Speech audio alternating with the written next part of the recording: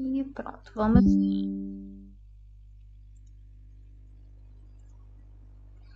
Então, pois bem, bioquímica, esse termo bioquímica, ele já diz muito sobre o que a gente vai estudar, que é justamente a parte química que vai envolver ali os nossos processos orgânicos. E ela tem 4 pontos principais, que é o estudo dos ácidos nucleicos, dos carboidratos, dos lipídios e das proteínas. A gente tem uma parte aqui agora introdutória, que a gente vai falar um pouquinho de água e sais minerais, que também é muito importante que vocês conheçam, que vocês entendam. Tem alguns pontos assim mais essenciais que eu vou frisar bastante. E aí vocês vão anotando esses pontos, vão tentando deixar isso o mais claro possível na cabeça de vocês, tá bom? Então aqui só uma frasezinha, eu sempre boto alguma frase para dar uma introduzida no assunto, né? E eu botei a frase de Harry Potter hoje, de Dumbledore, que ele fala: não tenha pena dos mortos, e sim dos vivos, principalmente daqueles que vivem sem amor.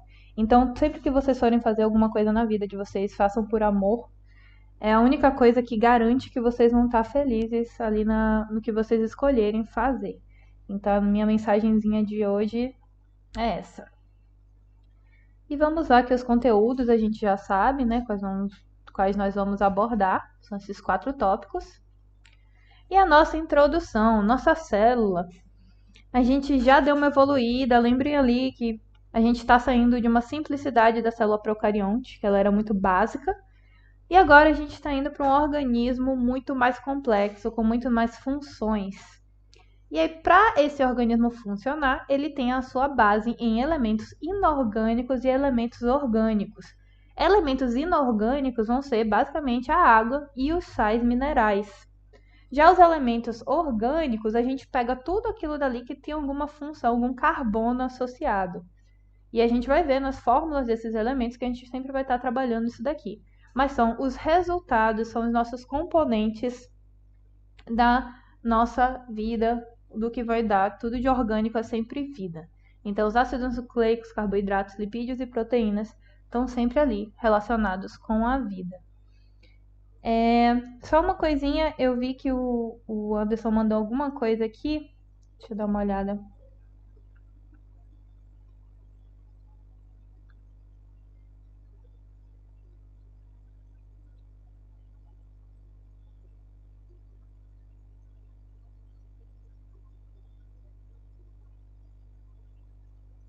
Então, eu entendo o que você diz, só que a ideia da bioquímica para agora, a bioquímica dentro da matéria de biologia, não é que vocês aprendam os processos bioquímicos.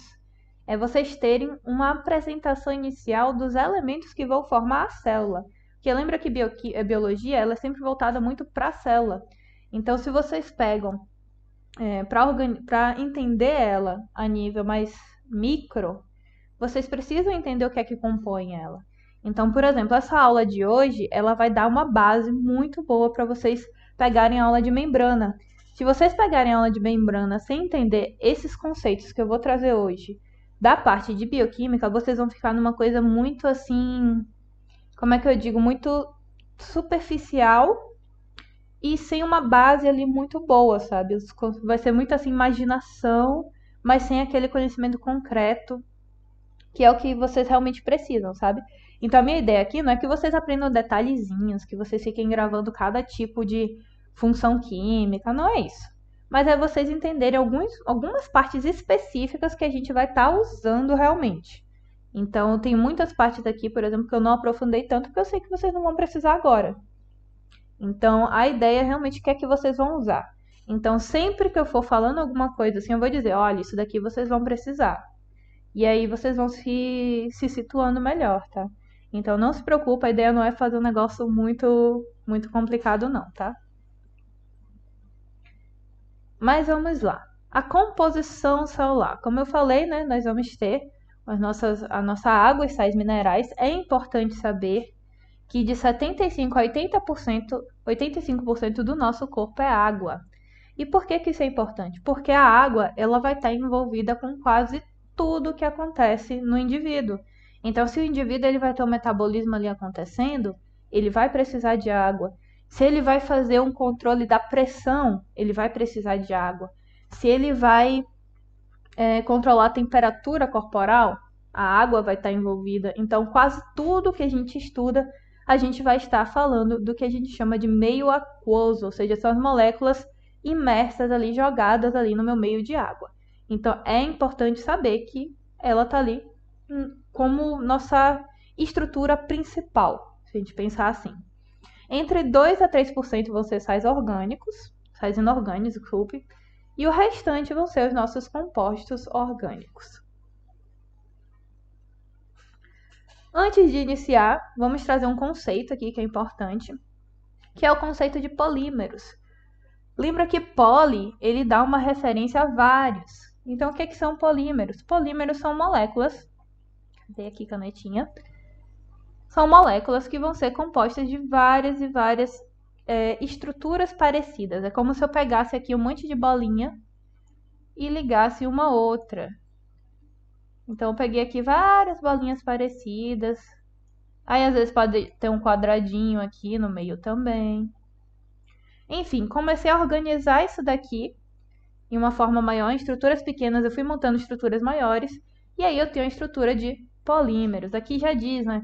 A maioria das estruturas celulares vão conter lipídios e moléculas muito grandes, que vão ser as macromoléculas ou os polímeros, que vão ser integradas por unidades ou monômeros. Monômeros, o termo também já diz, é uma unidade só. Então, a gente pega coisinhas pequenas e a gente vai montando coisinhas maiores. Isso é a base. E quais são esses polímeros? Vão ser os nossos ácidos nucleicos, nossos polissacarídeos e as nossas proteínas. Todos esses 3 elementos eles vão ser sequências de alguma substância. E o objetivo da aula hoje é justamente entender quais substâncias são essas, como é que elas vão se organizar e por que que isso vai ser importante. Ou seja, por que que eu tenho que entender o que que é uma proteína, um ácido nucleico, quais são eles, né? E assim a gente vai dando uma evoluída. Não vou chegar e falar aqui os detalhezinhos que estão aqui, porque a gente vai tratar ele daqui a pouquinho. Mas aqui saber isso daqui que estamos dizendo. O que que é isso daqui? É uma referência aos aminoácidos. As proteínas, eles têm, a exemplo aqui, já para dar uma introduzida, né, nessa parte. As proteínas, elas são formadas do que a gente chama de aminoácidos. E os aminoácidos, no nosso organismo, a gente vai ter 20 tipos diferentes. Então, imagine, se eu tenho, por exemplo, uma bolinha azul, uma bolinha verde, uma bolinha rosa, e eu começo a associar um com o outro, só que são 20 cores diferentes. Eu vou ter uma quantidade infinita de colares para formar. Então, quando eu vou ali fazendo mesclagem entre essas minhas substâncias, eu ganho uma quantidade enorme de matérias. Então, a minha proteína, que é o resultado desses meus aminoácidos, elas vão ter uma quantidade praticamente infinita. Justamente por isso, porque vai ser a junção desses 20 tipos diferentes. Então, aqui já diz, né? Esses 20 monômeros, eles vão resultar num número extraordinário de combinações. E aqui a gente vai ter uma especificidade, a gente vai ter cada um funcionando para uma coisa diferente e que também vai determinar a atividade biológica dessas moléculas, que a gente vai ver um pouquinho depois também. Aqui vamos para a água. O que é que eu preciso entender? Primeira coisa, é o componente mais abundante, a gente viu ali atrás. A gente tem de 75% a 85% do nosso corpo, né? E essa minha água, ela vai estar dividida em água livre, que é literalmente água solta, sem estar relacionada com nenhuma outra molécula, que é 95%, e a água ligada, que é 5%, ou seja, aquela água que vai formar ligações covalentes com outras substâncias, mas não são ligações muito fortes. Basicamente, são as ligações mais frágeis ali que a gente vai ter entre moléculas. O que é que eu preciso fazer? O que é que eu não posso esquecer? Eu quero que vocês imaginem o seguinte: se eu tenho aqui um círculo e aqui do lado eu tenho uma pirâmide,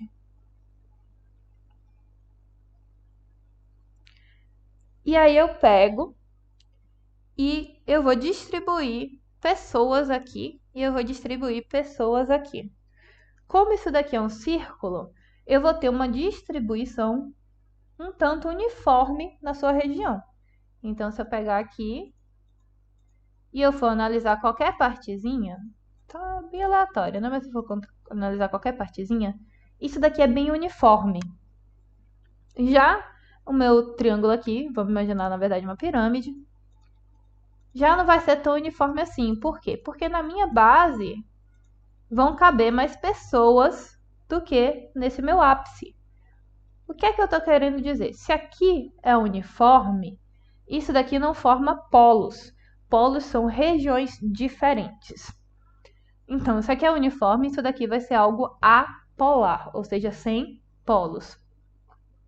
Se essa minha pirâmide aqui ela não é uniforme, eu tenho uma região com uma maior quantidade de pessoas, e outra com uma menor, isso daqui possui sim polos. Um polo com menos pessoas, outro polo com mais pessoas.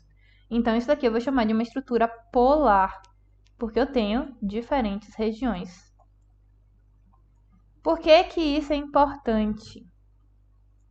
Porque, basicamente, entender bioquímica é você entender quais elementos vão ser polares e quais elementos vão ser apolares. E assim, toda afinidade dentro da minha célula ela vai estar regida por esse conceito. Então, a minha água ela é um elemento que ela é polar. Sua molécula está organizada de uma forma que eu tenho uma carga negativa de um lado e uma carga positiva do outro.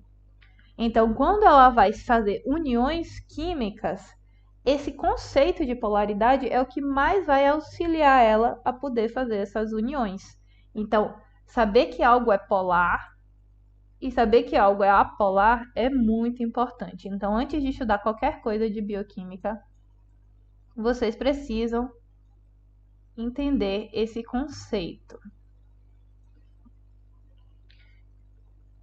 Aqui tem uma informação importante também que fala, né, que a quantidade da água no indivíduo ela vai variar com a idade. O que isso quer dizer? Lembra que eu falei para vocês que a água vai ter uma função muito importante em relação ao metabolismo? O nosso metabolismo, ou seja, nossas atividades de quebra e de formação de substâncias dentro do nosso corpo vão precisar de água, seja usando a água ali para ajudar a unir moléculas ou para quebrar moléculas.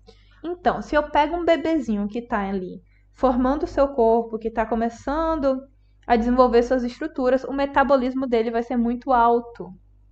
Enquanto que se eu pego um senhor, um velhinho que já não está mais nesse processo de desenvolvimento, o seu metabolismo vai ser mais baixo. Então, a demanda de água em cada uma dessas situações é bem diferente.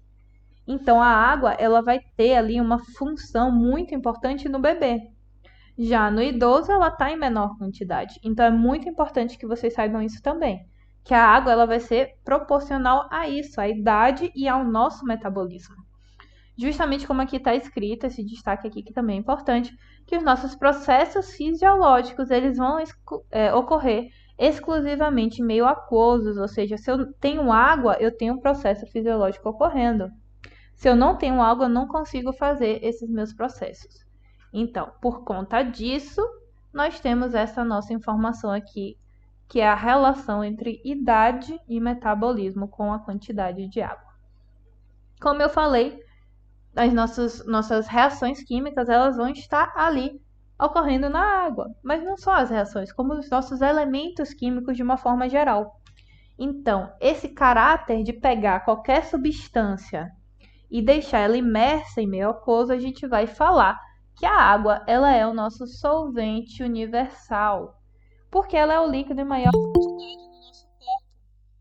Então, ela sendo o líquido em maior quantidade no nosso corpo, ela ganha esse nomezinho aqui, esse termo que a gente chama de solvente universal, porque ela é o universo do nosso corpo e todos os solutos, ou seja, todas as proteínas, todos os lipídios, o que quer que esteja no nosso corpo que a gente jogar ali, ele vai estar dentro daquele meio aquoso.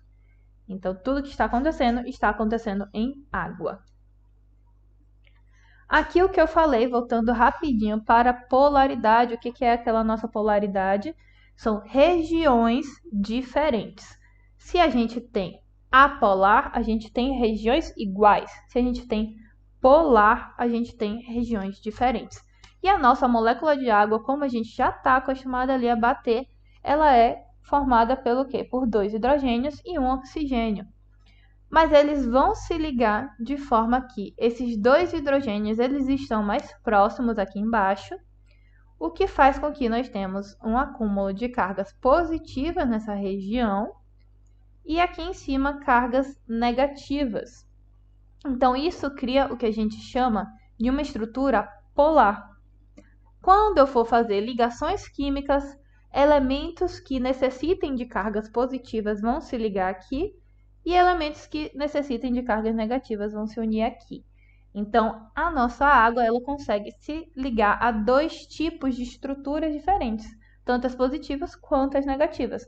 Por isso também que ela é o nosso solvente universal, porque ela consegue fazer ligações com praticamente todos os elementos que tenham aí alguma dessas características. Então, aqui, ó, como resultado da distribuição assimétrica, o que é isso? Essa distribuição desigual das cargas elétricas, a gente cria um comportamento que a gente chama de dipolo, que é justamente por isso. Eu tenho 2 polos, eu tenho meu polo negativo e meu polo positivo. Isso que é um dipolo, por isso de 2. Ela vai conseguir se ligar eletrostaticamente a ânions e cátions. Ânions e cátions também é outro conceito importante que vocês precisam saber. Como que eu vou lembrar qual que é negativo, como que eu vou lembrar qual que é positivo? A partir de hoje, quando vocês forem escrever cátions, vocês vão escrever assim. Vocês vão botar o Ca. Ao invés de fazer o T, vocês vão aumentar esse T. E vocês vão fazer o símbolo positivo. Para vocês não esquecerem mais. Então, meu cátion, ele tem que carga? Ele tem carga positiva. Então, sempre no lugar do T, imagina esse T como sendo um mais. E aí vocês não vão esquecer. Então, cátion tem carga positiva, o ânion é o contrário, então ele vai ter carga negativa. Esse é outro conceito que vocês não podem esquecer e que vocês vão estar sempre ali voltando. Talvez não caiam, por exemplo, algumas questões que falem diretamente disso, tipo, qual a diferença de ânions e cátions? Talvez não, mas para vocês entenderem o que acontece entre as moléculas, vocês precisam saber disso, senão vocês se perdem, tá? Então é algo que eu gosto de frisar bastante nessa parte do assunto. Aqui, como eu falei, você vai ter aqui uma ionização em ânion, hidroxila e próton. O que isso quer dizer? Essa minha molécula de água, quando ela sofre o processo que a gente chama de hidrólise, ou seja, a gente vai quebrar essa água, ela vai se dividir em 2. E ela vai gerar uma molécula negativa, que vai ser somente um OH, símbolozinho aqui de negativo, e outra molécula positiva, que é o nosso hidrogênio, que a gente também pode chamar apenas de próton. É a mesma coisa. Então, aqui formei 2 cargas. Lembra que ela inicialmente ela tem um dipolo aqui? Então, ela continua com essa característica. Uma região dela vai ficar negativa e outro elemento aqui vai ficar positivo. Só que eles se separaram e aí isso vai começar a possibilitar ali as ligações químicas. Lembrar também que a 25 graus, ou seja, a temperatura ambiente, 25 graus é sempre a nossa referência ali, a temperatura ambiente, o pH da água vai ser 10 a menos 7. O que é isso? pH neutro. Lembra que o pH ele vai ali de 0 até 14 e o 7 é justamente aquele meio. Ou seja, se eu estou em 7, eu estou neutro. Se eu estou abaixo de 7, eu estou ácido. Se eu estou acima de 7, eu estou básico. Então, o nosso pH neutro. O que isso quer dizer? Se eu quero neutralizar uma substância e eu, por exemplo, essa substância ela é muito básica, eu quero diminuir essa taxa, essa quantidade do tanto que ela é básica. Eu vou adicionando água, eu consigo dar uma amenizada naquele meu meio. Então, por exemplo, se você às vezes não consegue colocar elementos químicos opostos, eu posso adicionar água para suavizar aquele meu ambiente. E isso ocorre na célula quando ela vai fazer o controle do pH dela. Então, ela vai usar a água para auxiliar nesse processo. E o que é que representa o básico, o que é que representa o ácido? O ácido, ele vai ser representado por esse meu hidrogênio aqui, ó. Esse meu próton, que veio da hidrólise da água. O meu meio básico vai ser representado por essa minha hidroxila. Então, se eu tenho uma grande quantidade de hidroxila, eu tenho um meio que é mais básico. Se eu tenho uma grande quantidade de prótons, de hidrogênio aqui, eu tenho um meio que ele é mais ácido. Então, a relação entre os dois vai ser o que vai determinar o meu pH. E aí, sabendo que essa molécula original, ela determina o pH neutro. A água ela também vai atuar aí na eliminação de substâncias da célula, ou seja, na verdade, aquelas nossas relações de metabolismo que eu já falei. E ela também vai absorver calor. Isso é muito importante. Tem um conceito em física que a gente chama de calor específico, que é a quantidade de calor que uma substância ela consegue absorver para que ela aumente 1 grau. Ou seja, às vezes, para um metal, eu dou um pouquinho de calor, ou seja, imagine a gente ali acendendo nosso fogão e botando uma panela de ferro ali em cima. Eu aqueci só um pouquinho, só alguns segundos, e ele já está bem quente. Se eu botar a mão, ela está bem quente. Agora, por exemplo, se eu pego uma panela de barro e eu boto ali, vai demorar muito mais tempo para aquela minha estrutura do barro receber e esquentar. Isso que quer dizer? Por que que isso é importante? A água ela consegue receber muito calor até que ela mude de temperatura, ou seja, ela demora para esquentar. E isso é muito importante porque ela vai servir para regular a temperatura corporal. Então, quando nós estamos, por exemplo, em dias muito quentes, o que acontece no nosso corpo? A gente começa a suar. Quando a gente começa a suar, a gente libera a água ali para a nossa superfície corporal e aquela água começa a absorver o calor para regular a nossa temperatura. Então, essa capacidade dela de conseguir absorver muito calor sem necessariamente mudar sua temperatura faz com que o nosso corpo consiga se proteger de temperaturas extremas. Então, essa é uma propriedade que é bastante importante. Como eu falei para vocês no início da aula, o que eu estou tentando frisar é justamente as coisas que a gente vai usar. Então, essa questão de você saber por que é importante entender a absorção do calor da água é justamente para a nossa fisiologia. Então, vamos sempre trabalhando assim, pegando esses conceitos que a gente vai usar bastante, tá? Aqui os nossos sais minerais. E isso é outra coisa que parece meio bobo, mas que a gente precisa saber. Porque quando vocês forem pegar a matéria de fisiologia, a fisiologia quase toda ela vai bater nisso daqui, ó. O que tem mais no meio intracelular e o que tem mais no meio extra. Porque a regulagem entre essas concentrações vão, por exemplo, iniciar, sei lá, uma contração muscular, vão iniciar um impulso nervoso. Ou seja, quando eu modifico isso daqui, eu tenho processos fisiológicos começando a acontecer. Então, eu preciso saber que no meu meio intracelular eu vou ter mais cátions. Quais cátions? O potássio e o magnésio. Já no meio extracelular, eu vou ter uma maior presença de sódio e de cloro.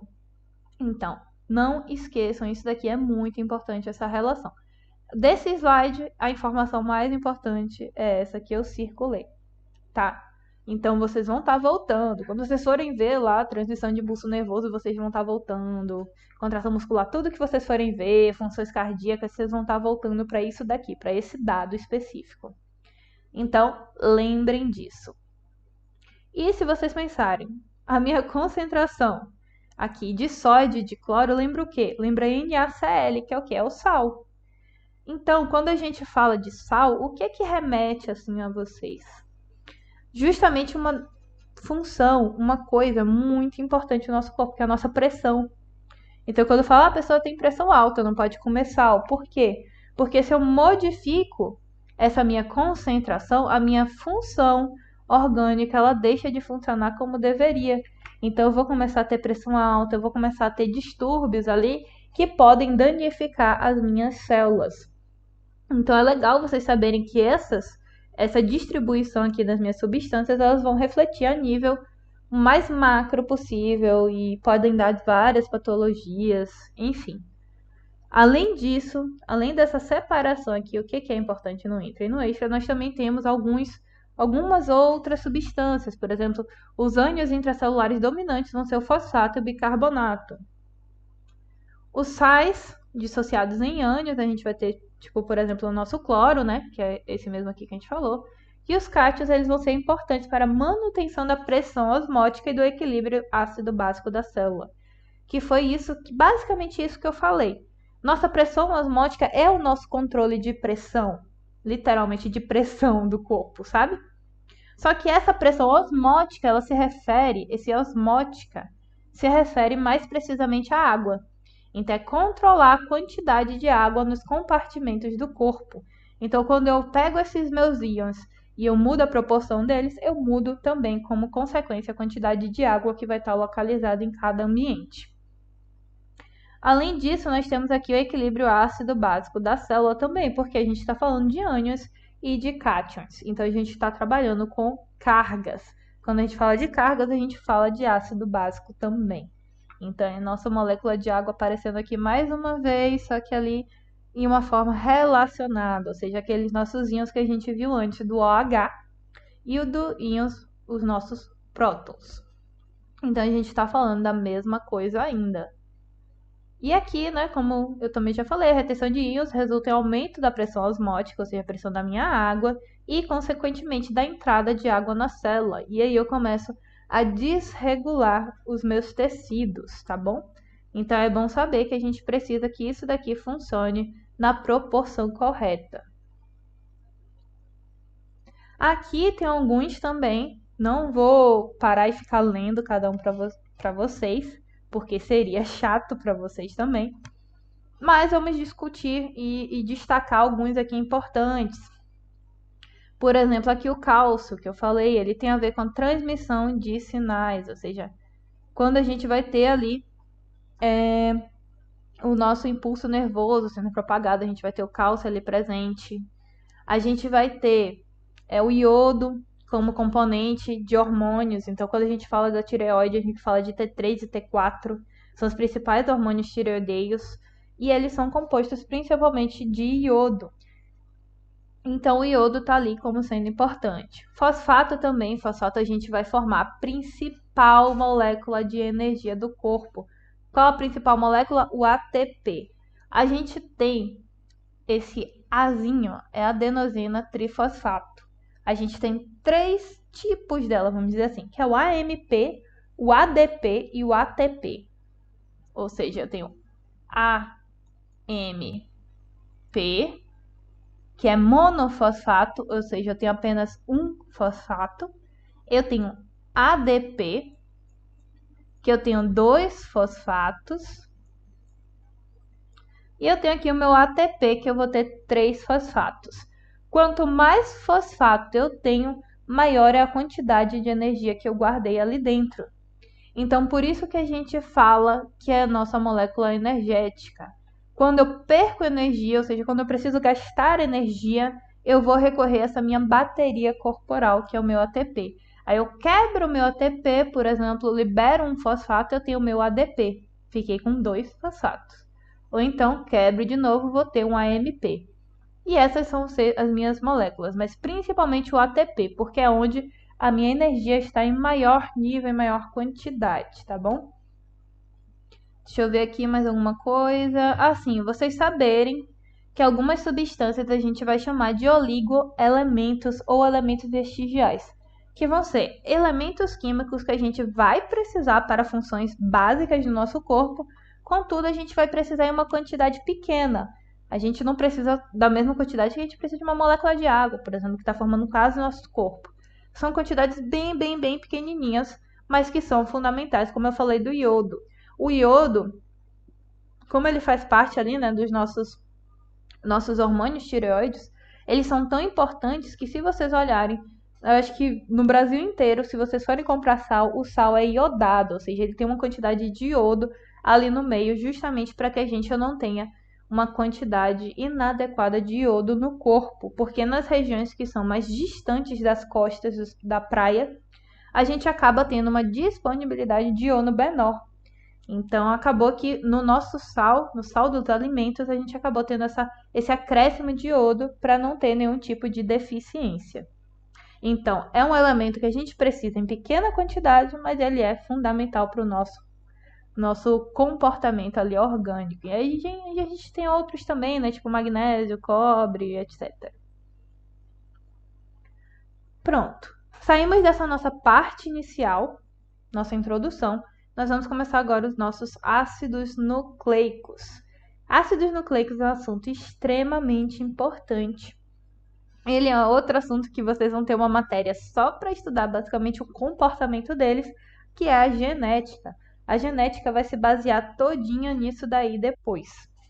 Então, se atentem a essa parte. E quais são os ácidos nucleicos principais? Vão ser o DNA e o RNA. A gente já falou assim um pouquinho, citou eles um pouquinho aí na nossa primeira aula, quando a gente foi falando que o material genético ele estava ali organizado, né, nas nossas células, e ele determinava a estrutura celular. Aqui é a mesma coisa. E aqui o que eu trouxe aqui como destaque também é vocês saberem que os vírus vão apresentar apenas um deles, porque lembrem que os vírus, eles são basicamente uma bolsinha proteica com material genético dentro. Eles só têm isso, eles não têm praticamente mais nada. Então, eles vão ter um ou eles vão ter outro. A maioria dos indivíduos tem os dois. E a gente vai ver agora como é que isso funciona. Aqui, DNA e RNA. O que é que eu quero que vocês saibam? O DNA ele vai ser como se fosse a mãe de todos os processos. Então, nele, a gente vai ter realmente toda a nossa informação. Ou seja, vai estar ali dizendo quais doenças a gente vai ter, vai estar dizendo o tipo de cabelo que a gente vai ter, as cor dos nossos olhos, tudo do nosso corpo está determinado pelo nosso DNA. E como é que esse DNA ele acaba se expressando, como é que ele vira realmente as nossas características? Ele vira as nossas características a partir do dogma central da biologia. Ou seja, é o processo para que eu pegue meu DNA e eu transforme em uma proteína. A proteína é o resultado de todo esse processo. É realmente pegando e transformando a minha ideia em algo concreto. A minha finalização é meu bolo feito, minha receita de bolo virando o bolo. E aqui nós temos esse processozinho aqui que vocês estão vendo. Eu tenho o meu DNA, que vai passar por um processo que a gente chama de transcrição. A minha transcrição vai transformar meu DNA em uma molécula de RNA. E esse meu RNA, ele vai sofrer o que a gente chama de tradução para virar uma proteína. Muita informação, me perdi um pouquinho nos termos. Vamos com calma, que a gente vai explicar.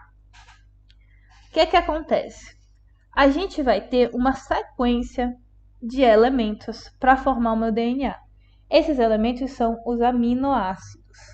Os aminoácidos a gente tem no DNA 4 principais, que vão ser a adenina, a citosina, a timina e a guanina. Se vocês olharem aqui, tem umas letrinhas, ó.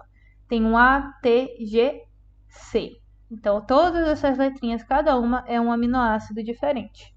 Esses meus aminoácidos, eles vão formar sequências para determinar informações. Ou seja, eu pegar uma sequência ATGA, eu tenho uma informação diferente da que eu teria, por exemplo, aqui, em TCTC. TCTC vai dar um resultado diferente do que o meu ATGA. Por quê? Porque temos organizações diferentes. É o que eu falei lá no começo para vocês, quando a gente viu aquela bem introduçãozinha ali dos polímeros, e eu falei para vocês que eu tenho bolinhas de várias cores que eu vou associar para formar vários colares diferentes. Então, aqui nada mais é do que chegar e criar uma sequência que vai dizer quem eu sou como indivíduo, e essa minha sequência ela vai sofrer um processo que a gente chama de transcrição. O que é isso? Na minha célula eucarionte, eu vou ter uma região que eu chamo de núcleo, lembra? Que é aquela membranazinha interna. Vou fazer um desenho bem simples aqui. Aqui é minha célula eucarionte, aqui é meu núcleo. Meu material genético principal, ou seja, esse meu DNA, ele está aqui dentro do núcleo. Só que ele está aqui dentro e ele não pode sair. Ele fica aqui protegido. Então, para que a informação que está nele saia e entre em contato com o quê? Com os meus ribossomos. Lembra dos ribossomos?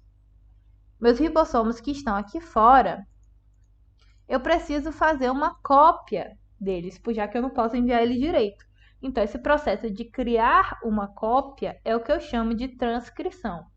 Lembra que transcrever é você pegar o que eu estou transcrevendo uma aula. Eu estou ouvindo a aula e eu estou escrevendo tudo que eu estou lendo, estou ouvindo ali da forma mais direta, mais parecida possível. Isso é fazer uma transcrição, é uma cópia. Só que essa minha cópia, ela vai ser formada não para DNA novamente, ela já vai ser formada para a molécula de RNA. Então, eu criei uma cópia em RNA, então eu consegui tirar essa minha informação que estava no núcleo e passei para o meu citoplasma. Quando essa minha informação saiu daqui e veio para cá, ela vai poder ser transformada em uma proteína de verdade. Vai começar a ser concretizado esse meu processo. E esse meu processo de pegar o meu RNA e transformar em proteína, a gente chama de tradução. É como se todos esses processos fossem feitos aqui em uma língua, e agora finalmente eu cheguei e eu estou traduzindo para português. Eu estou transformando no resultado que eu esperava alcançar. Então, eu tenho esses processos.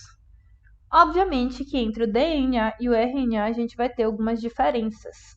Porque senão eu simplesmente criava uma cópia de DNA, mandava ela para o citoplasma, fazia todas as funções e aquele ia ocorrer ali naturalmente. Contudo, isso não ocorre. Isso não ocorre justamente porque são moléculas diferentes. Vamos falar um pouquinho sobre as principais moléculas que a gente tem aqui, quer dizer, as principais diferenças entre esses dois. Por que a gente precisa fazer esses processos aqui para chegar na minha proteína? Meu DNA, antes de tudo, só pela imagem vocês conseguem ver que aqui eu tenho uma fitinha desse lado, uma sequência de letrinhas aqui, e eu tenho outra sequência de letrinhas aqui embaixo. Ou seja, uma sequência de nucleotídeos e outra sequência. Isso forma o que a gente chama de estrutura em dupla hélice, ou seja, eu tenho duas fitas se envolvendo. Ou seja, o meu DNA ele é dupla hélice. Já o meu RNA, se vocês olharem, ele é uma sequência só. Ele é uma fitinha só. Então, ele é fita simples, ou seja, fita dupla, ou que a gente pode dizer dupla hélice, e fita simples, porque é uma fitinha só.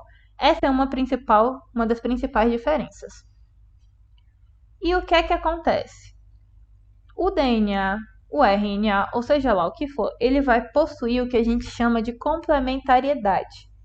Ou seja, esses meus nucleotídeos, eles vão se ligar a nucleotídeos específicos. Eles não vão se ligar a qualquer um. Eles vão se ligar aos que são realmente correspondentes dele. E toda a minha produção de proteína, ela vai se basear nessa característica de um completar o outro.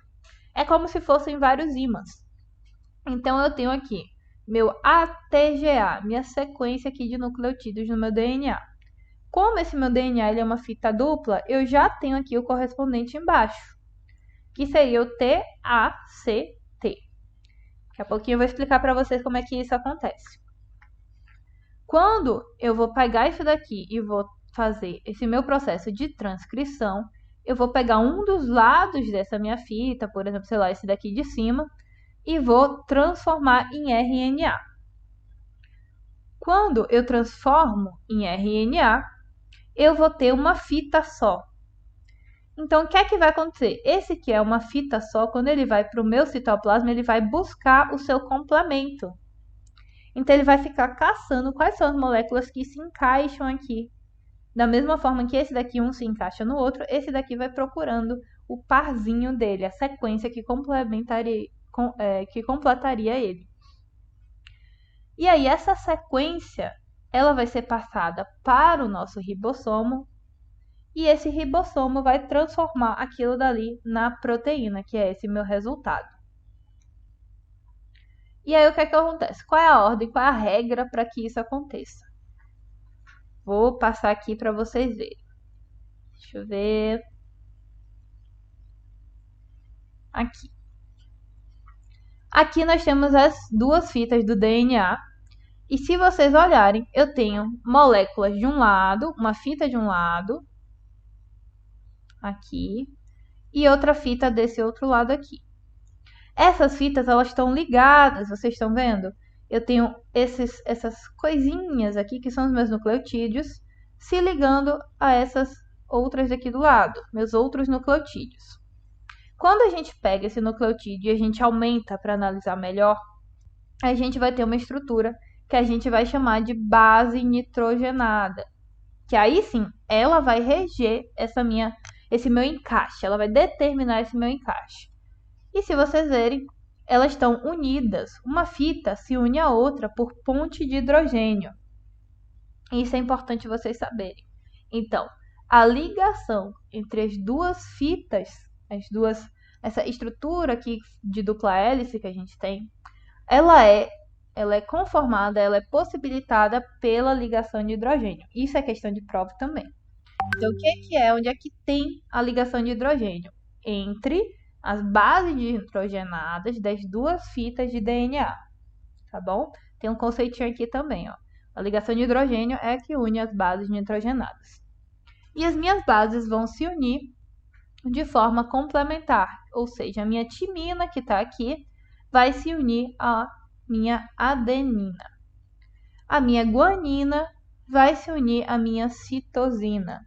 E isso vai ser sim uma regra. Então, toda vez que eu ver um Tzinho, eu vou saber que o complementar dele vai ser um A.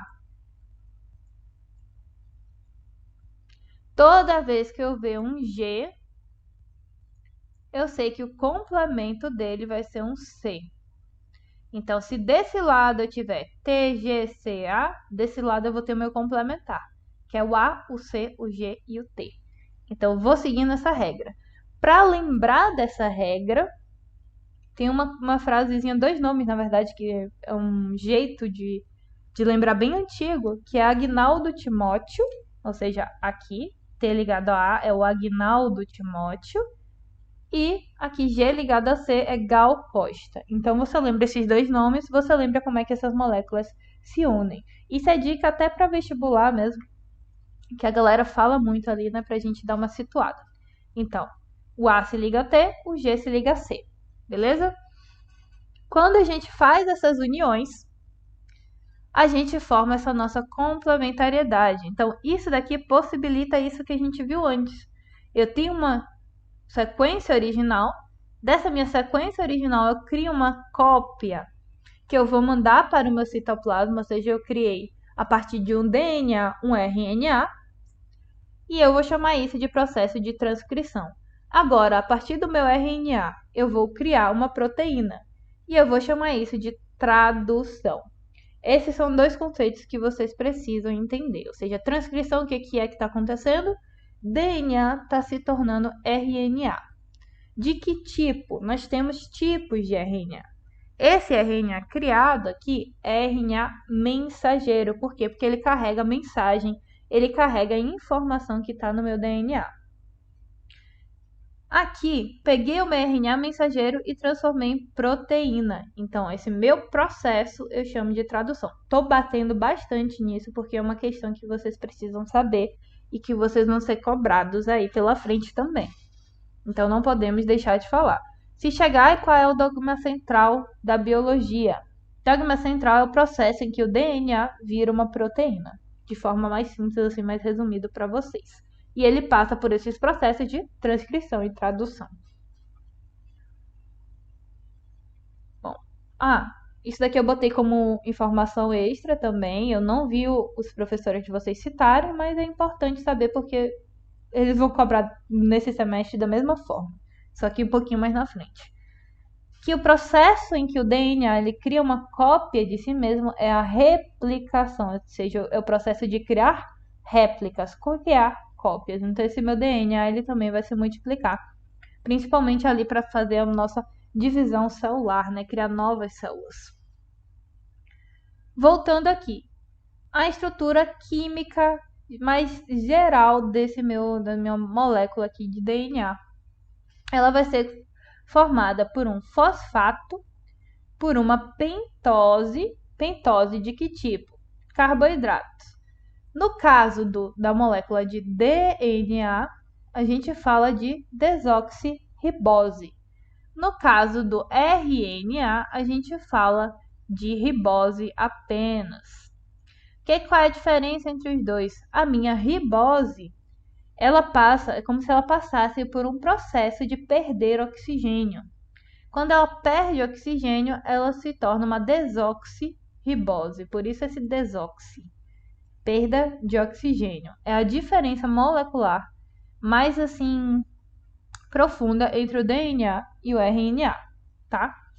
Então, se eu falo de desoxirribose, é a pentose ou o carboidrato que é do DNA. Se eu falo de ribose, é a pentose ou carboidrato presente no RNA. E nós temos as nossas bases nitrogenadas. Então, aqui nós criamos as nossas estruturas básicas, os nossos aminoácidos, para compor toda essa estrutura aqui, que pode ser um DNA ou pode ser um RNA. Eu falei para vocês dessa complementariedade aqui, Aguinaldo Timóteo e Gal Costa, mas o que vocês precisam saber também é que isso daqui, esse T e esse A, esse G e esse C, são referentes ao DNA. Quando você vai e você passa por aquele processo inicial que estava aqui, a minha transcrição, eu vou pegar e eu vou ter uma modificação, onde eu teria a timina, eu vou ter uma molécula que a gente chama de uracila no RNA. Então, ao invés de ter o T, a gente vai ter o U. Se vocês olharem aqui, ó, é exatamente o que aparece. Ao invés de eu ter a moléculazinha aqui de T, eu tenho uma molécula de U. Então, se eu fosse fazer o complementar desse daqui, para descobrir, por exemplo, se essa minha cópia foi feita por esse lado daqui ou por esse lado daqui, seria muito simples. Era só lembrar. Aguinaldo Timóteo. Então, eu vou complementar o meu A com um T, para saber de onde ele veio. O U seria a mesma coisa que a gente falar do T. E o que é que complementa o T? A letra A.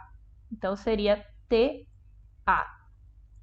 O G, ele é complementar com o C.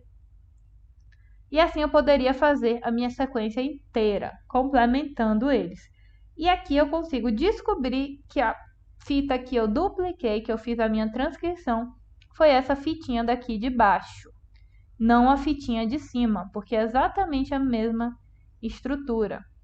Ou seja, o meu Azinho, quando ele foi criar o RNA, ao invés dele criar uma timina, ele criou uma uracila. Essa é a diferença, assim, muito marcante entre os dois também. Além daquela diferença lá que a gente tem da ribose no RNA, ou seja, R de ribose, R de RNA. E a minha desoxirribose com a letra D de DNA. Voltando aqui. Outra ligação que vocês precisam saber são as ligações de ésteres. Os meus nucleotídeos, que é toda essa estrutura aqui, que está descrita aqui do lado, meu fosfato, minha pentose, minha base nitrogenada, formam o nucleotídeo. Esses meus nucleotídeos, o de cima vai estar unido com o de baixo a partir de ligação de ésteres. Ou seja, se cair na prova de vocês o que são ligações de ésteres, vocês já sabem. São as ligações que vão unir os meus nucleotídeos de DNA. Uma diferença para vocês saberem aqui importante. Cadê? Aqui. A diferença entre nucleotídeo e nucleosídeo. Quando eu falo disso daqui, eu estou basicamente fazendo uma referência à presença ou não de fosfato. Então, se eu tenho o fosfato, que é isso daqui, eu tenho um nucleotídeo. Se eu não tenho fosfato, eu tenho um nucleosídeo. Como é que eu vou lembrar isso daqui para eu não me perder? Nucleotídeo, ele tem fosfato. Então, ele é com a letra T de tem fosfato. Nucleosídeo é com a letra S de sem fosfato. Então, ele não tem fosfato. Isso nada mais é do que dar nomes para toda aquela estrutura ali do meu nucleotídeo, para o meu DNA. Eu pego meu DNA, eu vou dividindo, e cada estrutura que eu vou dividindo, eu vou dando um nome. Então, saber que o meu nucleotídeo, ele vai possuir aqui o meu fosfato e o meu nucleosídeo não, ele não possui. Então é como se eu pegasse e tirasse o fosfato para analisar só a minha base nitrogenada, que é isso daqui, e a minha ribose, ou minha desoxirribose. Depende aí da molécula que a gente estiver analisando. Então, se eu fosse pegar esse meu DNA que está aqui, eu sei que quando eu olho ele inteiro, junto com o meu fosfato, eu tenho um nucleotídeo. Se eu tiro o meu fosfato, excluo ele, eu vou ter somente um nucleosídeo. Então, lembrem dessa diferença aqui também, tá bom? Deixa eu ver se dessa parte aqui eu deixei alguma coisa. Não, aqui vocês podem só ver aqui a estrutura deles. Meu DNA, eu falei para vocês que é fita dupla, então ele vai e ele se complementa aqui e forma essa fitinha. Já o meu RNA não. Ele tem uma fitinha só e ele vai se moldando sobre ele mesmo. E aí acaba criando essas minhas cópias, essas minhas dobraduras aqui representadas pela imagem. Lembrar que ligação de hidrogênio une as bases nitrogenadas de um lado e de outro, e ligação de ésteres vai unir esses nucleotídeos. Então, lembrar dessas minhas ligações. Aqui outro conceito, voltando ali para as nossas bases nitrogenadas. Nós temos sim os nossos complementos, que eu já falei. A adenina vai se ligar à timina, se for do RNA, vai se ligar à uracila, e a nossa citosina vai se unir à guanina. Além disso, é importante saber que nós também temos a divisão entre pirimidinas e purinas. As pirimidinas, elas vão possuir apenas um anel. O que é o anel? É essa minha estruturazinha daqui, ó. Essa minha bolinha. Isso é que a gente chama de anel aromático. No caso aqui, é anel heterocíclico, porque a gente tem um elemento diferente do carbono aqui no meio, por isso esse hétero. Hétero significa diferente. Geralmente, nossos anéis aromáticos são vários carbonos formando essa minha estrutura aqui. Aqui, no caso, se vocês olharem, eu tenho meu nitrogênio aqui, eu tenho meu nitrogênio aqui. Então, eu tenho elementos diferentes. Por isso que eu chamo de heterocíclico. Quais são as pirimidinas? A citosina, a timina e a uracila. Então, se vocês pegarem aqui, vocês estão vendo que elas têm um anel apenas. Cadê minha citosina? Aqui do lado. Todas elas têm apenas um anel. Já a minha guanina e a minha adenina, não, elas têm 2 anéis. Então, adenina e guanina, 2 anéis que vão estar unidos. Por isso que a gente chama de fusionados, juntos. Já a minha citosina, minha uracila e a minha citosina, minha citosina, minha timina e minha uracila, elas vão possuir apenas um anel. Então, essa é a diferença estrutural entre elas. Se quiser lembrar, tem outra besteirinha aí também que eu uso para lembrar, que é lembrar que é uma frase bem besta, tá? É a gatinha é purinha. Vou só simplificar. A gatinha é purinha. Que aí eu lembro que o A e o G vão ser purinas. Tá uma frase besta? É uma frase besta, mas a gente acaba lembrando desses conceitos mais complicados, assim, a partir de coisas bestas mesmo. Então, eu sempre, mesmo por mais bobão que pareça, eu gosto de falar, porque às vezes pode ajudar vocês. Aqui, trazendo um pouquinho aqui, de novo, das diferenças entre o DNA e o RNA. Lembrando que o ácido desoxirribonucleico é o nosso DNA. Lembra o D de desoxi? E o ácido ribonucleico é o nosso RNA. Aqui. Então, a localização, né? Nosso DNA, ele tá lá no núcleo, principalmente. O nosso RNA não, ele já tá concentrado ali na nosso citoplasma. É legal saber que a gente tem tipos principais de RNA. E eu já falei de um deles para vocês. Eu falei do RNA-M, que é o nosso RNA mensageiro. Que é aquele RNA que foi criado a partir do meu DNA ele foi feito uma cópia, ele é uma cópia do meu DNA que vai passar do meu núcleo para o meu citoplasma. Esse é o meu RNA mensageiro, porque ele carrega a mensagem que estava aqui. Além disso, eu tenho um RNA que a gente vai chamar de RNA-R. Lembra quando eu falei para vocês que o meu ribossomo ele era material genético condensado, como se fosse uma molécula apertadinha de material genético? O material genético dele é o nosso RNA-R. R de quê? De ribossômico. Então, um dos tipos de RNA é o RNA ribossômico. É o que vai compor aquela minha subunidade maior e minha subunidade menor. Além disso, por fim, eu tenho o RNA-T. T de transportador. Ele vai pegar e ele vai transportar aminoácidos. Então, quando eu vou formar uma proteína, eu formo ela a partir de vários aminoácidos. Esses meus aminoácidos eles estão soltos ali no meu citoplasma. E quando eu venho com esse meu RNA mensageiro e eu determino como que eu quero formar minha proteína, o meu RNA ribossômico vai chegar e vai dar um chamado para o meu transportador e vai dizer: olha, eu preciso de tal, tal e tal aminoácido para poder construir a proteína que eu quero. Então é tipo assim, me traz tijolo, me traz cimento e me traz água. E aí o meu RNA transportador vai buscar essas coisas para o meu RNA ribossômico poder fazer a proteína. Então esses três aqui têm uma relação funcional. E o meu DNA, é legal vocês saberem que o meu DNA, além de ser aquele meu material genético principal da minha célula, ele também tem uma divisão, que é o nosso DNA-M. O que é esse meu DNA-M? É meu DNA mitocondrial.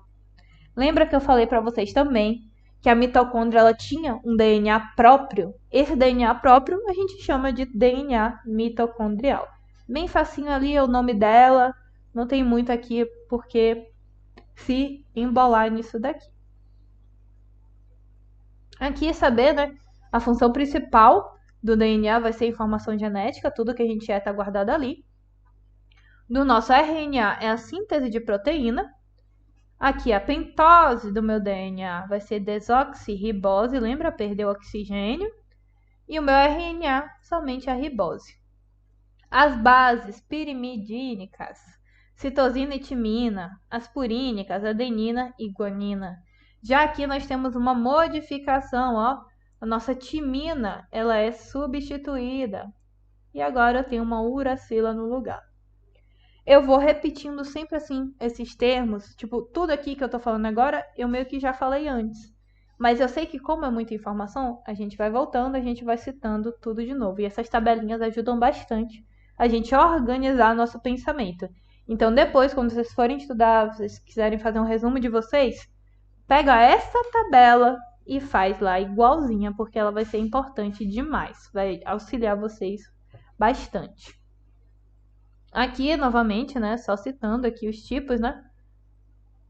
Purinas, pirimidinas, tal, isso a gente já viu na outra tabela.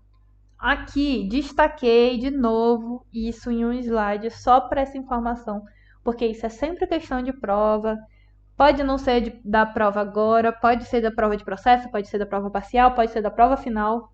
Em algum momento vão te perguntar isso, que são as diferenças fundamentais entre DNA e RNA.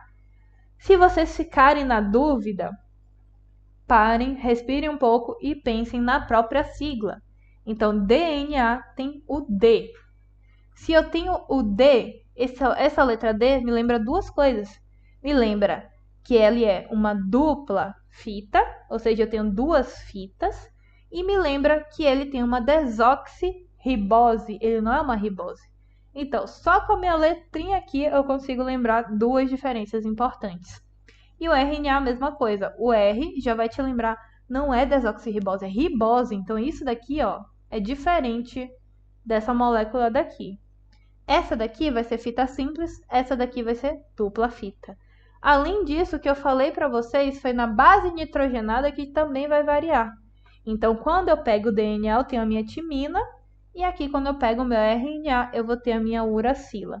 Então, essas são as 3 características, os 3 elementos principais, assim, para diferenciar um do outro. Aqui a gente já falou, né, a diferença entre nucleotídeo e nucleosídeo, mas só para lembrar, o Tzinho para lembrar que tem fosfato e o S para lembrar que é sem fosfato. Aqui, tipos de principais de RNA e DNA. Vocês veem que eu botei aqui DNA puro, porque é para vocês lembrarem do principal que a gente tem na célula. Não é que ele seja um subtipo, ele é o principal. E aí ele tem lá no nosso núcleo, né, como principal. Além deles, a gente tem DNA mitocondrial, já falamos também, RNA mensageiro, RNA transportador e RNA ribossômico. Isso daqui também costuma ser questão de prova. Principalmente esses tipos de RNA. É bem comum o professor botar lá quais são os tipos de RNA que a gente tem na célula. E aí vocês precisam lembrar. Mensageiro, transportador e ribossômico.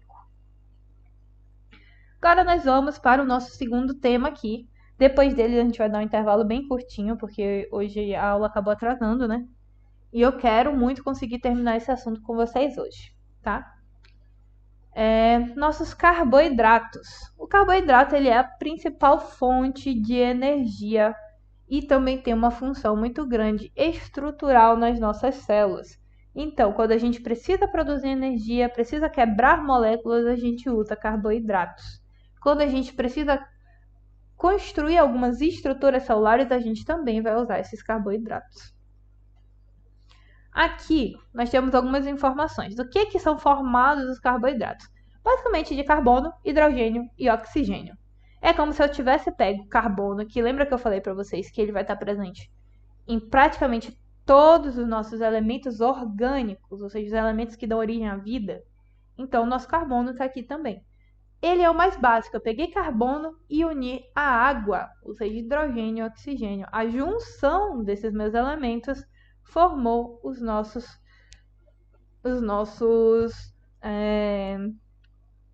desculpa, esqueci o nome, carboidratos. Olha só que bug que eu dei, hein? Enfim, nossos carboidratos, eles vão ser divididos em alguns tipos principais. Isso é questão de prova também. Não precisa saber detalhes, não. Mas saber que tem esses nomezinhos aqui.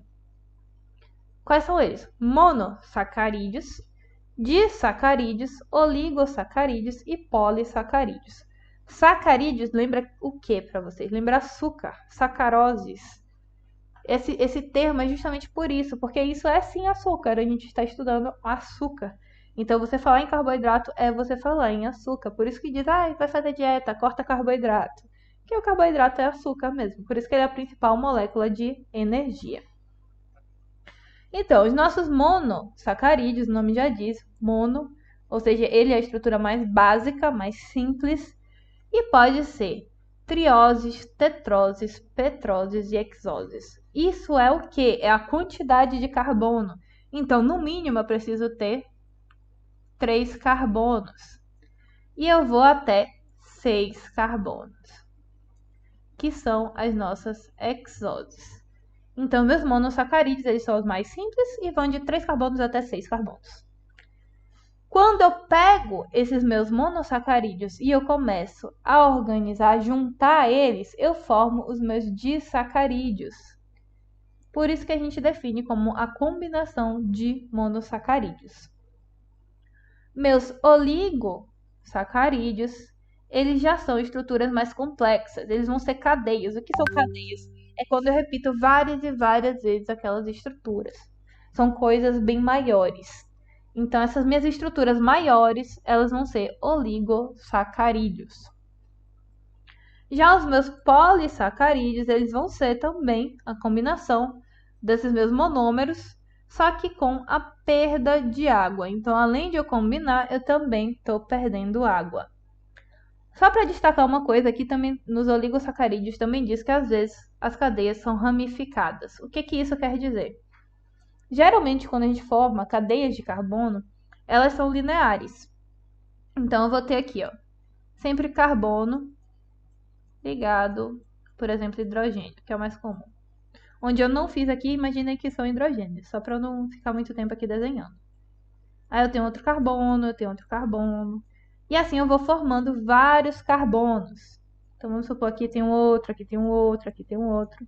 Contudo, em determinado momento, eu acabo criando uma via alternativa, que é uma ramificação.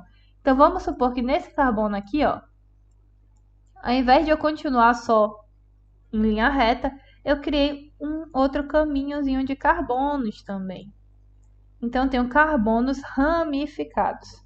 É isso que diz. Os meus oligosacarídeos, eles têm esses carbonos aqui associados no meio da minha estrutura química. Eles não vão apenas em linha reta, como seriam, por exemplo, aqui os meus polissacarídeos. Então, tem essa diferença.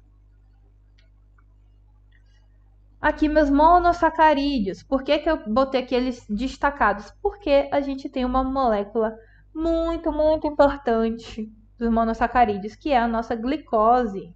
Nossa glicose, ela é a base assim para quase tudo quando a gente fala de energia, de processos metabólicos. Então aqui, ó, é uma fonte primária de energia da célula. Então não podemos esquecer que a glicose é um monossacarídeo. Além disso, olha o que a gente acabou de estudar, nossa ribose e nossa desoxirribose, que eu falei para vocês que são pentoses e que são açúcares, são carboidratos. Elas estão aqui classificadas como monossacarídeos. Por quê? Porque elas vão ter, se eu não me engano, estão 5 carbonos cada uma. Então, elas estão dentro daquelas minhas classificações ali. Então, elas estão aqui representadas. Isso daqui é função estrutural. Lembra que eu falei que para vocês carboidrato pode ser estrutural ou energético? Se eu tenho a ribose e a desoxirribose formando a estrutura do meu DNA, ali ela tem função estrutural. Se eu tenho a glicose como fonte primária de energia, eu tenho função ali energética metabólica. Além disso, outras que vocês precisam saber também, de exemplo, seria, por exemplo, que essas minhas substâncias, elas vão se juntar e vão formar aglomerados, como por exemplo a galactose, a manose e a frutose. A gente vai ver isso daqui a pouquinho. Isso daqui na verdade são, como é que eu digo, são isômeros da minha glicose. São outros formatos que a minha glicose ela pode levar. Aqui embaixo a gente tem a molécula de glicose, só para vocês verem que são vários carbonos que vão se associando em anelzinho e formam essa minha estrutura. Aqui, isso é importante também.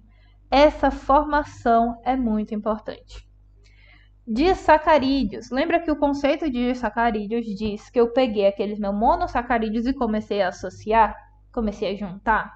O meu principal é o quê? A glicose. Contudo, como isômeros, ou seja, outras organizações da minha molécula de glicose, eu tenho também formando sacarose e galactose. Quando eu pego essas 3 moléculas e eu começo a unir, eu posso unir todas elas a uma molécula de glicose. E assim eu tenho essas resultantes aqui. A minha maltose é o meu açúcar, que é formado pela minha união de 2 glicoses. A minha frutose, ela é formada pela minha sacarose e a minha glicose. A minha lactose é formada pela minha galactose e a minha glicose. Percebam, para vocês não se perderem, o que é que esse nome desses meus disacarídeos indicam. Frutose lembra frutas, lembra verduras, lembra plantas. E quando a gente fala de sacarose, lembra justamente daquele meu açúcar ali, por exemplo, da cana de açúcar e tal. Então, esse termo sacarose, ele já tem uma relação com frutose. Vocês percebem que tem uma relação vegetal aqui. Então, eles dois, a minha frutose vai ser formada pela minha sacarose com a minha glicose. Minha lactose, o próprio nome está no seu componente de monossacarídeo. Então, a minha galactose com a minha glicose, ela só pode formar a minha lactose. Justamente porque uma tem a ver com a outra aqui. O nome já dá uma dica assim muito fácil. E aqui a minha maltose, vocês vão por eliminação, vocês lembram que são 2 glicoses. Aqui tem uns elementos só para vocês verem, que eu vou ter sempre a minha molécula de glicose unida a esses isômeros. Então, posso ter glicose ligada aqui embaixo, por exemplo, a outra glicose. E aí assim eu formei a minha maltose. Eu posso ter aqui a minha glicose ligada a uma sacarose. E aí eu vou e tenho aqui, olha só, aqui no caso seria frutose, tá, gente? E aqui eu tenho a minha galactose unida aqui à minha glicose também. Aqui oligo e polissacarídeos. Não precisa saber muitos detalhes deles, mas lembrar que os nossos oligosacarídeos, eles não vão ser encontrados livres, soltos. Eles vão estar unidos a outras moléculas, como por exemplo os lipídios e as proteínas. Então a gente vai ter glicolipídios e glicoproteínas. Glico fazendo uma referência a esses nossos açúcares e o final aqui fazendo referência a qual elemento eles estão unidos. Ou seja, peguei um açúcar e uni a lipídios, ou peguei um açúcar e uni a proteína. Lembrem de glico de glicose também. Já os nossos polissacarídeos, a gente vai ter alguns representantes principais, que é, por exemplo, o amido e o glicogênio, que vão ser ali, né, reservas energéticas, glicogênio no ser humano, amido nas plantas, nos vegetais, e a celulose como representante da parede vegetal. Então, a parede celular dos vegetais é formada por celulose. Se eu não me engano, a gente até citou um pouquinho disso na última aula também. Então, aqui como função estrutural, polissacarídeo, como função estrutural, sendo a celulose, e como função energética, sendo o amido ou o glicogênio na nossa reserva de energia.